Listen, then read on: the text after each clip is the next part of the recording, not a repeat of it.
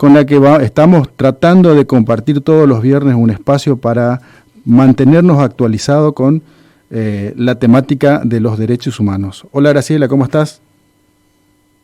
Muy bien, buenas tardes, ¿cómo estás? Buenas tardes a toda la audiencia, la verdad que es un gusto siempre compartir con ustedes. Y bueno, haciendo un poco este espacio de memoria y derechos humanos, pensaba un poco en lo que significa. Primero quiero hacer un homenaje recordando a un compañero que fue en esta semana, justamente es el aniversario de su secuestro, Néstor Abel Leyes. Nació en Presidente Roque Peña, en Chaco, pero muy chiquito vino acá a Posada con su familia, con su papá, su mamá y su hermana menor.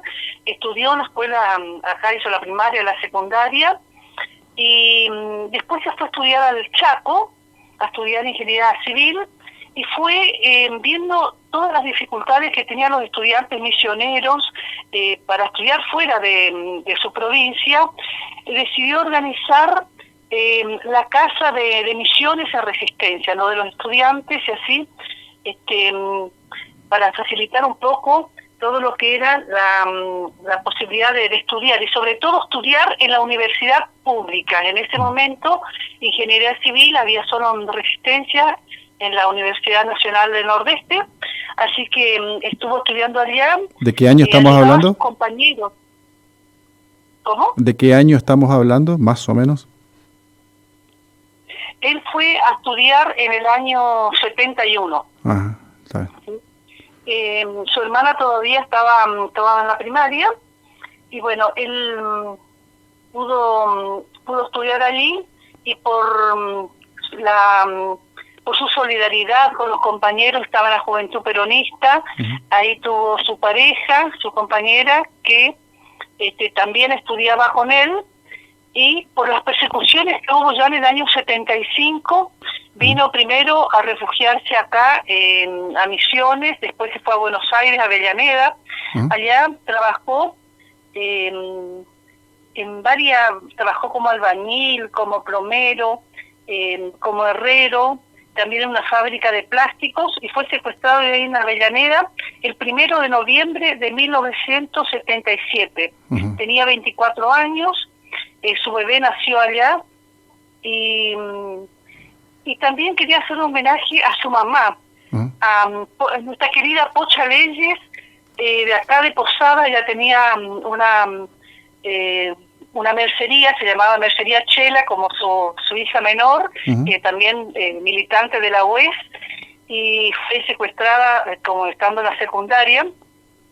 Y Pocha Leyes fue una madre de Plaza de Mayo, fue una madre de la Plaza 9 de Julio, porque así como se hacía también las marchas donde iba muchas veces, iba seguido a buscar a su hijo en Buenos Aires, junto con las madres de Plaza de Mayo, también buscaba y también participaba acá en Posada, en la Plaza 9 de Julio, con los familiares, y también con su esposo, con el papá de sus hijos, digamos. Era siempre emocionante ver a esta pareja, como también porque uno dice siempre las madres de Plaza de Mayo, pero también muchos papás participaban, y como el señor Leyes, participaban acá. Y también ella fue, cuando se formó acá la Asamblea Permanente por los Derechos Humanos, también participaba, por supuesto, en la Comisión de Familiares de Detenidos y Desaparecidos de Misiones.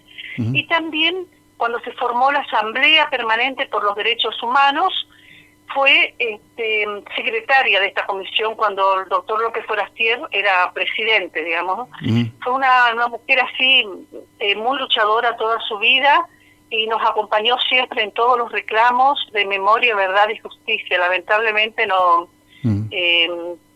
pudo encontrar todavía a su hijo, y bueno, es una deuda que tenemos todavía con los 30.000 compañeros detenidos desaparecidos. La mayoría, fueron muy pocos los que encontramos todavía, pero bueno, los seguimos buscando, como también a los hijos apropiados. Se siguen buscando, inclusive se siguen buscando restos, personas vivas en lo posible, y también nietos, hijos y nietos se siguen buscando también. Claro, nosotros buscamos a los nietos que están vivos, digamos, están entre nosotros, con identidad cambiada, lamentablemente. Como contaba la otra vez, en el programa anterior, muchas veces cambiaban la fecha de nacimiento para que fuera más difícil encontrar a su familia. Tampoco le decían que eran hijos apropiados, lo anotaban como hijos propios. Muchas veces así como con certificados falsos que firmaban médicos, como que nacieron en un sanatorio o en un hospital público o en su casa, pero mintiendo, digamos, el lugar de nacimiento y quién eran los padres, ¿no? Usaban todos los métodos posibles para casi 400 nietos apropiados, nietos y nietas. Todos los métodos al alcance que tenían para eliminar la identidad verdadera de esos niños.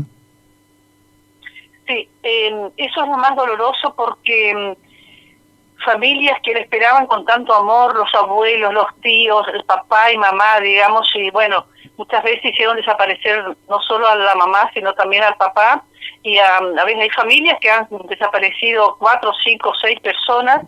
Yo haciendo memoria y estudiando, me dedico, digamos, a esto, de lo que es la historia de los militantes de los 70, vemos qué cantidad de familias han desaparecido, ¿no? O han estado encarcelados. Yo tenía, por ejemplo, donde voto, tenía una familia de Tucumán, y conmigo estaba la mamá y la hermana de 15 años y de 17, pero en la cárcel de hombres estaba el papá con 6 hermanos, ¿no? Entonces, vemos cómo fue la persecución a los militantes populares. La mayoría eran, en este caso, trabajadores de las empresas azucareras de Tucumán, pero todos los que fueron perseguidos en ese momento eran todos militantes, ¿no? O estudiantiles, o trabajadores, sindicales, docentes, administrativos, bueno, profesionales, científicos. Fue muy grande la persecución, ¿no? Así es. Entonces, nuestro homenaje a estos compañeros que fueron desaparecidos, como otros 30.000 y pico, ¿eh? Sí, y vos sabés que emociona mucho leer la historia de vida de cada uno por los valores que tenían, valores que hoy, lamentablemente, quienes están en función de gobierno no están representando, que por ahí no nos representan tanto, en distintos espacios del gobierno municipal, nacional y provincial, valores que no tienen y que sí tenían estos compañeros, ¿no? La solidaridad, el amor al prójimo, el preocuparse por el otro, ¿no? Porque muchos podían estar bien porque estaban estudiando, porque trabajaban desde muy jovencitos, ayudando a la familia, pero también ayudando a la comunidad, ¿no? Soñando con ese país distinto, ese país feliz que todavía nos debemos los argentinos, ¿no? Sin esperar ningún tipo de remuneración a cambio, ¿no? Si estuvieran estos compañeros en el gobierno hoy, ¿no? Sería otra la Argentina. Y bueno, era toda una generación que estaba destinada a gobernar el país en ese momento, ¿no? O sea, estaban sembrando las bases para un gobierno más humanizado, más comunitario, más humano, ¿no? Y bueno, por eso se habla de la generación diezmada.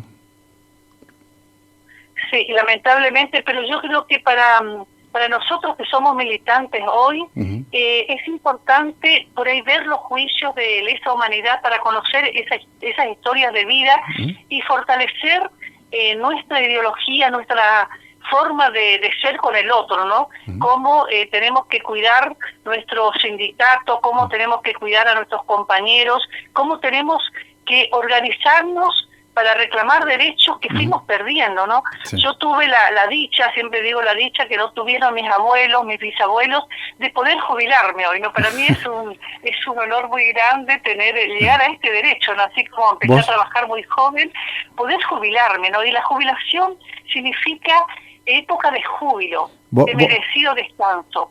Graciela. Lo tenemos hace 70 años, no hace mucho. Sí. Yo me acuerdo que mi abuela le decía a mi mamá cuando era muy jovencita, tenía 15 años, siempre le decía, no le abandones a la abuelita, ¿no? Ella tenía su abuelita y decía, no le abandones porque ella no tiene cómo vivir. Si ustedes no le cuidan, porque no existía la jubilación. Claro. Y yo me acuerdo que mi papá trabajaba acá en la gobernación y todos los meses cobraba y cargaba en su bicicleta negra, esa bicicleta grande, pesada, sí. y se iba en bicicleta de acá a Candelaria hasta el puerto, ya vivía al lado del puerto, con un cajón de manzana adelante y otro atrás de mercadería para que ella pudiera subsistir, ¿no? Y hoy nosotros ese derecho tenemos, ¿no? Eso es tan maravilloso, esta época de júbilo, de merecido descanso, ¿no? Que lo tenemos, decía, hace poco, ¿no? Y como valores y derechos que tenemos, como por ejemplo la educación pública, la salud. Graciela. Ahora estoy acompañando a una niña discapacitada que está por ser operada, pero en un hospital público, ¿no? Porque no tiene obra social, pero saber que puede ir ahí y estar bien cuidada, bien atendida, y eso es importante. Graciela, eso que tenemos que realmente cuidar, ¿no? ¿Vos conocés el término spoilear? Sí. Bueno, me spoileaste la noticia que tenía para dar de que te quería compartir con la audiencia que te jubilaste. Así que bueno, compartimos la alegría al aire, una noticia reciente que te jubilaste después de tantos años de, digamos, una vida laboral truncada por estos hechos de violencia institucional, ¿no? durante un tiempo. Bueno, yo fui fui contratada el 1 de abril de 1974, contratada por relación de dependencia, y eso quiero contarle a los jóvenes hoy, porque hoy lamentablemente hay una precarización laboral donde yo entré con relación de dependencia, ya con aportes y con obra social. A los 18 años. Terminé la secundaria en noviembre, y ya el 1 de abril había trabajado una semana gratis porque, bueno, me dijeron, no, venía a trabajar y vamos a ver cuándo te podemos hacer el contrato. A la semana me hacen el contrato. Te digo, hay fechas muy importantes en mi vida, porque así como el 1 de abril de 1974 me nombraron con relación de dependencia, también el 1 de abril de 1985 recupero mi trabajo. Yo no había sido dejada cesante. Y me hacen para legalizar de alguna forma, porque no había decreto de cesantía durante la dictadura cívico-militar, hicieron una resolución del ministerio donde yo trabajaba, la Dirección de Ganadería, el Ministerio de Asuntos Agrarios, hicieron una resolución para legalizar de alguna forma mi trabajo. Y yo quiero agradecer a todas las personas que hicieron posible que no me dejaran cesante, porque continuamente aparecían circulares del gobierno de la dictadura en ese momento que decía: quien no se presenta a su trabajo, avise. Graciela, te propongo, ¿no? te propongo que el próximo viernes hagamos todo un recuento de lo que fue tu vida laboral, del momento que empezaste a trabajar hasta que te jubilaste. Así la juventud más que nada conoce un poco de esa historia y cómo era antes, ¿no? Así que, como siempre, un gusto hablar con vos y un abrazo militante. Hasta el próximo viernes. Bueno, muchas gracias. La verdad es que hay mucho para hablar. Así que, bueno, nos encontramos con la audiencia el próximo viernes. Un abrazo a todos. Era Graciela Franzen, secretaria de Derechos Humanos de la CTA Misiones.